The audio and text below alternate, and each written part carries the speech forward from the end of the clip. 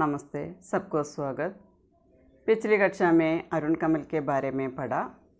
अरुण कमल नई कविता के या आधुनिक काल के प्रतिनिधि कवि है। उनका जन्म बिहार के नासरीगंज में हुआ।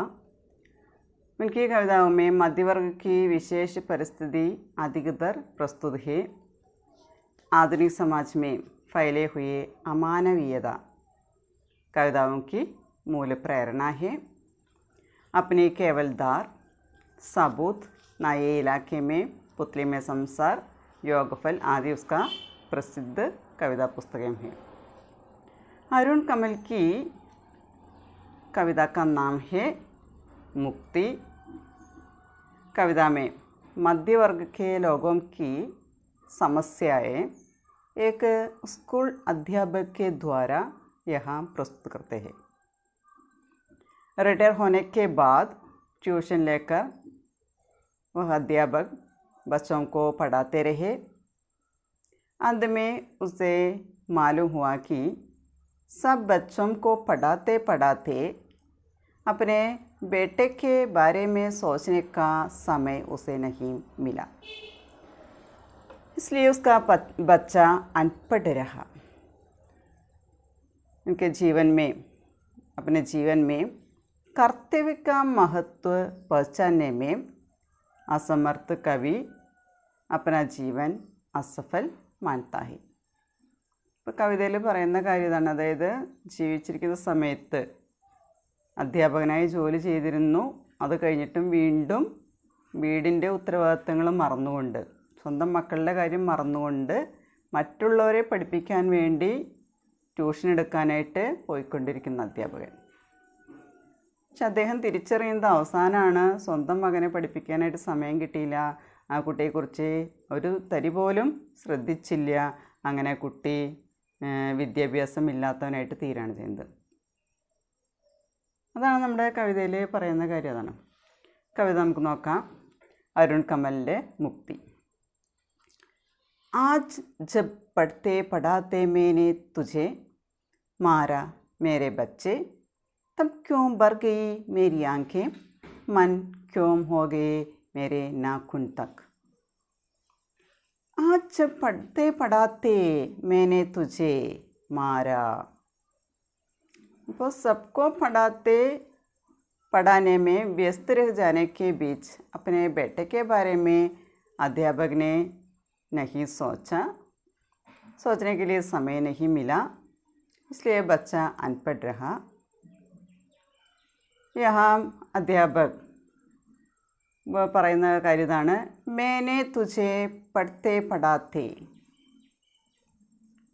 तुझे मारा. उस अध्यापक ने अपने बेटे को पढ़ाते समय उसको मारा. കുട്ടിയെ അടിക്കുകയാണ്. मेरे बच्चे को मारा. സ്വന്തം മകനെ അടിക്കുകയാണ്, അടിക്കേണ്ടി വരികയാണ്. കാരണം കുട്ടിക്ക് എന്ത് ചോദിച്ചാലും ഒന്നും അറിയാൻ പറ്റാത്തൊരവസ്ഥ. तब क्यों भर गई मेरी आंखें. मेरे बच्चे को मारते समय मेरी आंखें भर गई. क्यों मेरी आंखें भर गई. അപ്പോൾ കുട്ടിയെ അടിച്ചപ്പോൾ എൻ്റെ കണ്ണുകൾ നിറഞ്ഞു പോയി എന്നാണ് പറയുന്നത് അധ്യാപകൻ. बच्चे की आंखें नहीं भर गई. കുട്ടിയുടെ കണ്ണ് നിറഞ്ഞില്ല, ബൽക്കി അധ്യാപക की आंखें भर गई. നേരെ മറിച്ച് അധ്യാപകൻ്റെ കണ്ണാണ് നിറഞ്ഞത്. उस समय अध्यापक ने सोचा क्यों मेरी आंखें भर गई. എന്തുകൊണ്ടാണ് എൻ്റെ കണ്ണുകൾ നിറഞ്ഞത്. मन क्यों हो गए मेरे नाखून तक. मेरा मन मेरे नाखून तक क्यों हो गए. എൻ്റെ മനസ്സ് അത്രയും താഴാനായിട്ട് നഖം വരെ താഴ്ന്നു പോയി എന്ന് പറയുന്നത്. അതിൽ പറയാം मेरे मन क्यों दुखी हो गया. क्यों दुखी हो गया. मैं क्यों दुखी हो गया. ഞാൻ എന്തുകൊണ്ടാണ് ഇത്രയും ദുഃഖിച്ചത്. സ്വന്തം മകൻ പഠിക്കുന്നില്ല എന്ന് പറഞ്ഞ് പഠിപ്പിച്ചുകൊണ്ടിരിക്കുന്ന സമയത്ത് മകനെ അടിക്കുകയും, പക്ഷേ മകൻ കരയുന്നില്ല. മകനല്ല കരയുന്നത്, പകരം കരയുന്നത് ഈ അധ്യാപകനാണ്. ഈ അടിച്ച അധ്യാപകൻ, അതായത് സ്വന്തം മകനെ അടിച്ചപ്പോൾ അച്ഛനാണ് കരയുന്നത്. അപ്പോൾ ചിന്തിക്കുകയാണ്, മേര മൻ ക്യോം ഇത്ര ദുഃഖി ഹോ ഗയ, എൻ്റെ മനസ്സ് എന്തുകൊണ്ടാണ് ഇത്രയും ദുഃഖിക്കുന്നത്. उस समय अध्यापक ने मालूम हुआ कि उसे अपना जीवन असफल है. അധ്യാപകന് തോന്നുകയാണ് അദ്ദേഹത്തിൻ്റെ ജീവിതം എന്ന് പറയുന്നത് പരാജയമായിരുന്നു എന്ന് അദ്ദേഹത്തിന് തോന്നുകയാണ്. കാരണം ഉത്തരവാദിത്തങ്ങൾ നിറവേറ്റാനായിട്ട് അവിടെ അദ്ദേഹത്തിന് സാധിക്കുന്നില്ല. കുടുംബത്തിനോടുള്ളത്, ഭാര്യയോടുള്ളത്, മക്കളോടുള്ള ആ ഉത്തരവാദിത്തം പൂർണ്ണമായിട്ട് പാലിക്കാനായിട്ട്, നിറവേറ്റാനായിട്ട് അധ്യാപകനവിടെ ആ ജീവിതത്തിൽ സാധിക്കുന്നില്ല എന്ന് പറയുന്നത്. ഒരു ഭാഗത്ത് കുട്ടികളെ പഠിപ്പിക്കുന്നുണ്ട്, പക്ഷേ സ്വന്തം ഉത്തരവാദിത്തങ്ങൾ മറന്നുകൊണ്ട് ആണ് കുട്ടികളെ പഠിപ്പിച്ചുകൊണ്ടിരുന്നത്. അപ്പോൾ അദ്ദേഹം സ്വയം തീരുമാനിക്കുകയാണ്, എൻ്റെ ജീവിതം അവിടെ പരാജയപ്പെട്ടു, അസഫലായിട്ട് അദ്ദേഹം അത് കണക്കാക്കുകയാണ്.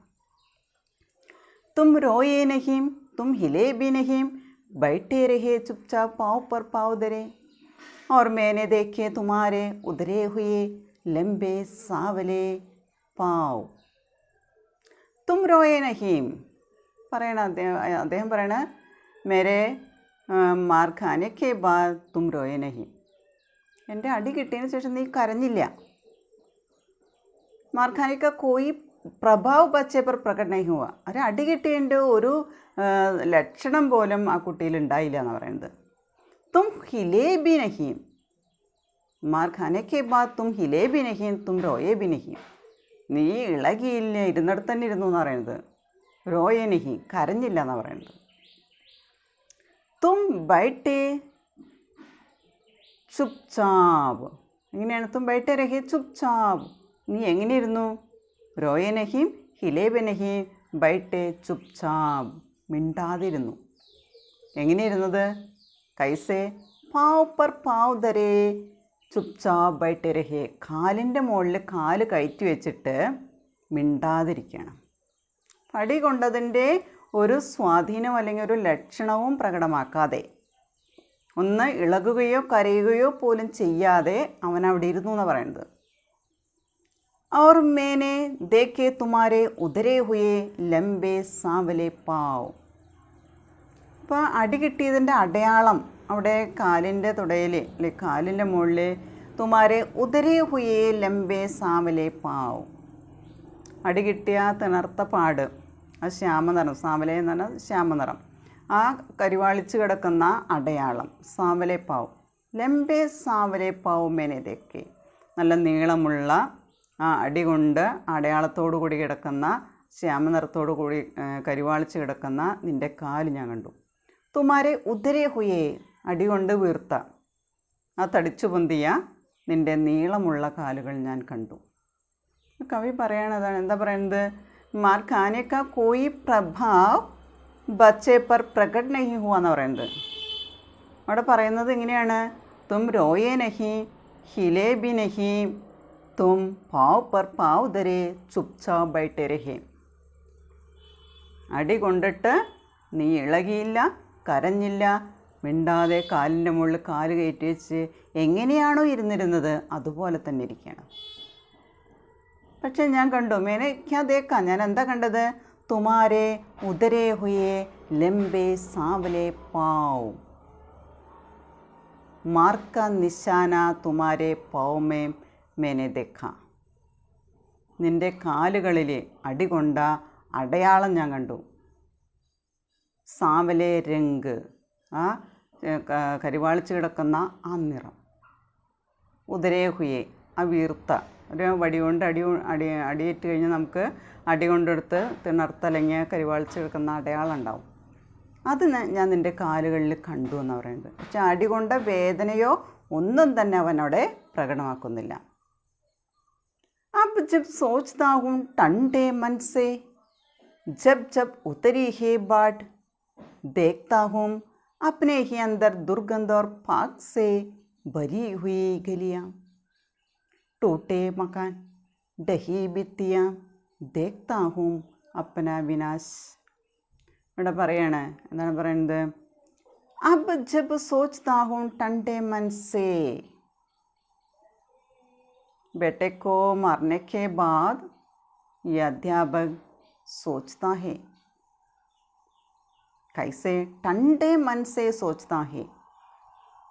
അപ്പോൾ അടിയൊക്കെ കൊടുത്തു. കുട്ടിയുടെ ഇരിപ്പും ഭാവമൊക്കെ കണ്ടപ്പോൾ അദ്ദേഹം ചിന്തിക്കുകയാണ്, ടണ്ടേ മനസ്സേ സോച്ച്താ ഹൂ. വളരെ ശാന്തമായിട്ട്, വളരെ ശാന്തമായ മനസ്സോടുകൂടി അദ്ദേഹം ചിന്തിക്കുകയാണ്, എന്തുകൊണ്ടാണ് അവനിങ്ങനെ മിണ്ടാതിരുന്നത്. അടി കൊണ്ടിട്ടും കരഞ്ഞില്ല. जब उतरी है बाट देखता हूँ अपने ही अंदर दुर्गंध और पाक से भरी हुई गलियाँ. ഗലിയ എന്ന് പറഞ്ഞാൽ തെരുവുകൾ, സ്ട്രീറ്റ്. ജബ് ഉത്തരി ഹേ ബാഡ്. ബാഡ് എന്ന് പറഞ്ഞാൽ വെള്ളപ്പൊക്കമാണ്. അതായത് നമ്മൾ പറയാം ദേഷ്യത്തിൻ്റെ ദേഷ്യമൊന്ന് അടങ്ങിയപ്പോൾ. ബാഡ് ഉത്തരി ഹേ, ജബ് ബാഡ് ഉത്തരി ഹേ പറയണേ, എപ്പോഴാണ് ആ വെള്ളപ്പൊക്കം ഇറങ്ങിയത്, ആ വെള്ളം ഇറങ്ങിയത്, അല്ലെങ്കിൽ ആ ദേഷ്യം, മോനോടുള്ള ആ ദേഷ്യം എപ്പോഴാണ് ഇല്ലാതായത്, ഇറങ്ങിപ്പോയത്, ആ സമയത്ത് മേഘ് ദേഖ്താഹും, ഞാൻ കാണുകയാണ്, അപ്നെ ഹി അന്തർ ദുർഗന്ധ और पाक से भरी गलियां. അപ്നെ മൻ കെ അന്തർ, എൻ്റെ മനസ്സിൻ്റെ ഉള്ളിൽ ബരി ഹുയി ദുർഗന്ധ और പാക്ക്. പാക്ക് എന്ന് പറഞ്ഞാൽ കീച്ചട്, ചെളി. ഒരു വെള്ളപ്പൊക്കം ഉണ്ടായി കഴിഞ്ഞാൽ ആ വെള്ളം ഇറങ്ങിപ്പോയി കഴിഞ്ഞാൽ അവിടെ നമ്മൾ സാധാരണ കാണുന്ന ഒന്നാണ് ദുർഗന്ധം ഉണ്ടായിരിക്കും, അതുപോലെ തന്നെ ചെളി ഉണ്ടായിരിക്കും. വെള്ളപ്പൊക്കം വന്നു കഴിഞ്ഞാൽ വെള്ളം ഇറങ്ങിപ്പോകുമ്പോൾ വെള്ളപ്പൊക്കം ഉണ്ടായി നമ്മൾ കണ്ടിട്ടുള്ള അവസ്ഥയാണ്. അതായത് വെള്ളം ഇറങ്ങിപ്പോകുമ്പോൾ കുറേ മാലിന്യങ്ങൾ വന്ന് അവിടെ അടിഞ്ഞു കൂടിയിട്ടുണ്ടാവും, അതിൻ്റെ ദുർഗന്ധം ഉണ്ടാവും, ചെളിയും ഉണ്ടാവും. അപ്പോൾ ആ ദേഷ്യം ഇറങ്ങിപ്പോയി കഴിഞ്ഞപ്പോൾ മനസ്സിൻ്റെ ഉള്ളിൽ പറയാണ്, എൻ്റെ മനസ്സിൻ്റെ ഉള്ളിലുള്ള ദുർഗന്ധത്തെയും ചെളിയും ഞാൻ കണ്ടു. ബരി ഹുയി ഗലിയാം. അപ്പം മനസ്സാകുന്ന ആ ഗലിയ, തെരുവ് എന്ന് പറയുന്നത് അവിടെ അദ്ദേഹത്തിൻ്റെ മനസ്സാകുന്ന, അല്ലെങ്കിൽ മനസ്സാകുന്ന ആ തെരുവുകൾ, ആ തെരുവുകളിൽ നിറഞ്ഞു കിടക്കുന്ന മാലിന്യങ്ങൾ, ദുർഗന്ധം വമിക്കുന്ന മാലിന്യങ്ങളും ചെളിയും ഞാൻ കണ്ടു എന്നാണ് പറയുന്നത്. അതോടൊപ്പം പറയുന്നുണ്ട്, ടൂട്ടേ മഖാൻ ഡഹി ഭിത്തിയാം ദേഖ്താ ഹൂ അപ്ന വിനാശ്. പിന്നെന്താണ് കണ്ടത്? ടൂട്ടേ മഖാൻ, തകർന്നടിഞ്ഞ കെട്ടിടങ്ങൾ, നമ്മുടെ ആഗ്രഹങ്ങൾ, നമ്മുടെ ആശകൾ, ഒരു മകനെക്കുറിച്ചുള്ള പ്രതീക്ഷകൾ, ആഗ്രഹങ്ങൾ, അതെല്ലാം അവിടെ ഈ വെള്ളപ്പൊക്കത്തിൽ കെട്ടിടങ്ങൾ തകർന്നടിയുന്നത് പോലെ ആഗ്രഹങ്ങളൊക്കെ അവിടെ തകർന്നടിഞ്ഞു. ഡഹി ഭിത്തിയാം, ഡഹി എന്ന് പറഞ്ഞാൽ വീണുടയ, ആ വെള്ളം കെട്ടി നിന്ന് ആ ചുമരുകളൊക്കെ നനഞ്ഞു കുതിർന്ന് വീണ് ഉടയ, ഭിത്തികളെല്ലാം തകർന്നടിയ. അവിടെ കവി പറയണ മേ അപ്ന വിനാശ് ദേഖ്താ ഹൂം. ഈ അധ്യാപകൻ പറയണ, ഞാൻ എൻ്റെ വിനാശമാണ് അവിടെ കാണുന്നത്. അദ്ദേഹത്തിൻ്റേതായിട്ടുള്ള തെറ്റ് തന്നെയാണ്, സ്വയം അദ്ദേഹം പശ്ചാത്തപിക്കുകയാണ് ചെയ്യുന്നത്. അപ്പോൾ ശാന്തമായ മനസ്സോടുകൂടി അദ്ദേഹം ചിന്തിച്ച് കഴിഞ്ഞപ്പോൾ അദ്ദേഹത്തിന് മനസ്സിലായി, ആ ദേഷ്യമൊന്ന് കുറഞ്ഞപ്പോൾ, ദേഷ്യത്തിൻ്റേതായിട്ടുള്ള ആ വെള്ളപ്പൊക്കം ഒന്ന് ഇറങ്ങിപ്പോയി കഴിഞ്ഞപ്പോൾ അദ്ദേഹം സ്വയം അദ്ദേഹത്തിൻ്റെ ഉള്ളിലേക്ക് നോക്കിക്കഴിഞ്ഞപ്പോൾ മനസ്സിലായി, ഈ തെരുവുകളിൽ വെള്ളം ഇറങ്ങിപ്പോയി കഴിഞ്ഞാൽ മാലിന്യങ്ങൾ, ദുർഗന്ധങ്ങൾ, ആ ദുർഗന്ധം അതുപോലെ ചെളിയൊക്കെ വന്ന് നിറയുന്നത് പോലെ എൻ്റെ ഉള്ളിലും എൻ്റെ മനസ്സാകുന്ന തെരുവിൽ ഞാൻ ഈ ദുർഗന്ധവും ചെളിയും കണ്ടു എന്നാണ് പറയുന്നത്. അദ്ദേഹത്തിൻ്റെ ആഗ്രഹങ്ങൾ, ആശകൾ, പ്രതീക്ഷകൾ, മക്കളെക്കുറിച്ചുള്ള പ്രതീക്ഷകൾ, അതെല്ലാം അവിടെ തകർന്നടിഞ്ഞു. കെട്ടിടങ്ങൾ വീണുടയുന്നത് പോലെ, ചുമരുകൾ തകർന്നടിയുന്നത് പോലെ അദ്ദേഹം കാണാണ് അപ്പന വിനാശ് ദേഖ്താഹും. സ്വന്തം നാശം തന്നെയാണ് അവിടെ അദ്ദേഹം കണ്ടത്. അദ്ദേഹത്തിൻ്റെ ജീവിതത്തിൽ അദ്ദേഹം സ്വയം ചിന്തിക്കുകയാണ്, ഞാൻ കാരണമാണല്ലോ എൻ്റെ ജീവിതം, മകന് വിദ്യാഭ്യാസം ഇല്ലാതാവാനുള്ള കാരണം എൻ്റെ കുറ്റമാണെന്ന് അദ്ദേഹം സ്വയം തിരിച്ചറിയണം. കാരണം മറ്റുള്ള മക്കൾക്ക് പ്രാധാന്യം കൊടുക്കുന്നതിനൊപ്പം തന്നെ സ്വന്തം മക്കൾക്ക് അവിടെ പ്രാധാന്യം കൊടുത്തില്ല എന്നാണ് പറയുന്നത്. അങ്ങനെ അദ്ദേഹം കണക്കാക്കാണ്, അപ്പന ജീവൻ അസഫൽ മാൻതാഹേ. അദ്ദേഹത്തിൻ്റെ ജീവിതം അവിടെ പരാജയമായിട്ട് അദ്ദേഹം കണക്കാക്കുകയാണ് ചെയ്യുന്നത്. ദോഷ് മേരാ ഹീ താ, മേനെ കബി പൂച്ചാ നഹീ കൈസേ ഹോ തും. जानता भी नहीं था क्या क्या पढ़ते हो तुम. आज जब अचानक देखा मैंने तुम कुछ भी नहीं जानते मेरा लड़का कुछ भी नहीं जानता. ഇവിടെ പറയണേ ये बेटा अनपढ़ रहने के कारण मेरा ही था. ഈ മകൻ അവിടെ വിദ്യാഭ്യാസമില്ലാത്തവനായിട്ടിരിക്കാനുള്ള കാരണം എൻ്റെ തന്നെയാണ്. ദോഷ് മേര ഹീത, യഹ് മേര ദോഷ് ഹീത, അതെൻ്റെ കുറ്റം തന്നെയായിരുന്നു. മേനെ കബി പൂച്ച നഹി തും കൈസേ ഹോ. മേനെ കബി പൂച്ച, ഞാൻ ഒരിക്കലും ചോദിച്ചിട്ടില്ല. തും കൈസേ ഹോ, നീ എങ്ങനെയിരിക്കുന്നു, നിനക്ക് സുഖമാണോ. इसके बारे में नहीं पूछा, कभी नहीं पूछा. पूछने के लिए समय नहीं मिला. दूसरों को पढ़ाते पढ़ाते अपने बच्चों को पढ़ाने के लिए, अपने बच्चों को जानने के लिए समय नहीं मिला. जानता भी नहीं था क्या क्या पढ़ते हो तुम. तुम क्या क्या पढ़ते हो, നീ എന്തൊക്കെയാണ് പഠിക്കുന്നത്, നിനക്ക് സുഖമാണോ, നീ എങ്ങനെയാണ്. इसके बारे में जानता भी नहीं था, അതിനെക്കുറിച്ചൊന്നും അറിയില്ലായിരുന്നു. ബേട്ടയ്ക്ക് ബാരമേ ജരാ ബി ധ്യാൻ നഹി ദിയ, ഒരല്പം പോലും ശ്രദ്ധിച്ചില്ല എന്നാണ് പറയുന്നത്. ശ്രദ്ധ കൊടുത്തില്ല. ഒരല്പം ശ്രദ്ധിച്ചിരുന്നെങ്കിൽ ഇങ്ങനെയൊന്നും ഉണ്ടാകുമായിരുന്നില്ല എന്ന് പറയുന്നത്. അപ്പോൾ അധ്യാപകൻ പറയണ അൻപഡ് രഹ, മേരെ ബേട്ട അൻപഡ് രഹനേക്കാ കാരൻ മേം ഥാ, യഹ് മേരാ ദോഷ് ഹി ഥാ. तुम कैसे हो, तुम क्या क्या पढ़ते हो, इसके बारे में कभी नहीं पूछा, कभी नहीं जानता. ये जानने के लिए समय नहीं मिला. बेटे को जानने के लिए, जरा भी ध्यान देने के लिए समय नहीं मिला. അല്പം പോലും ശ്രദ്ധിക്കാനായിട്ട് സമയം കിട്ടില്ല. ജരാ ധ്യാൻ നഹി ദിയ, ഒരു തരി പോലും ശ്രദ്ധിച്ചില്ല എന്നാണ് പറയുന്നത്. കാരണം സെ ബച്ച അൻപഡ് രഹ, ഈ ഒരു കാരണം കൊണ്ടാണ് മകൻ അവിടെ വിദ്യാഭ്യാസമില്ലാത്തവനായിട്ട് അവിടെ മാറുന്നത്. അവൻ പഠിച്ചില്ല. ആജ് ജബ് അചാനക് ദേഖാ മേനെ തും കുച്ച് ഭി നഹീ ജാൻതേ മേരാ ലഡ്ക കുച്ച് ഭി നഹീ ജാൻതാ. പറയണ പെട്ടെന്ന് മേനെ അചാനക് ദേഖാ, ഞാൻ പെട്ടെന്ന് നോക്കിയപ്പോൾ എന്താണ്ടായത്, തും കുച്ച് ബി നഹി ജാൻതേ, നിനക്കൊന്നും അറിയില്ലായിരുന്നു. मैंने तुम्हें अचानक देखा, उस समय मुझे मालूम हुआ कि तुम कुछ भी नहीं जानते. आज ही उसे मालूम हुआ कि बेटा अनपढ़ है, बेटा ना समझ रहा है. അവൻ അറിവില്ലാത്തവനായിട്ടിരിക്കുകയാണ്. അവനൊന്നും അറിഞ്ഞുകൂടാ. മേരാ ലഡ്ക കുച്ച് ബി നഹീ ജാൻതാ, मेरे लड़के को कुछ भी नहीं जानता, मेरा बेटा ना समझ है, अनपढ़ रहा है. ये अनपढ़ रहने का कारण मैं था. मैंने बेटे को अच्छी तरह ध्यान देने के लिए समय नहीं मिला. ഇപ്പോൾ മുക്തി എന്ന് പറയുന്ന കവിതയിൽ കുറച്ച് ഭാഗമാണ് നമ്മളെടുത്തത്. ഇതിൽ പറയുന്നത് ഇങ്ങനെയാണ്, दूसरे बच्चों को पढ़ाते पढ़ाते अपने बेटे के बारे में सोचने के लिए समय नहीं मिला, इसलिए मेरा बेटा अनपढ़ रहा എന്ന് പറയുന്നത്. इस समय कवि को, यहाँ अध्यापक को मालूम हुआ कि अपना जीवन असफल है.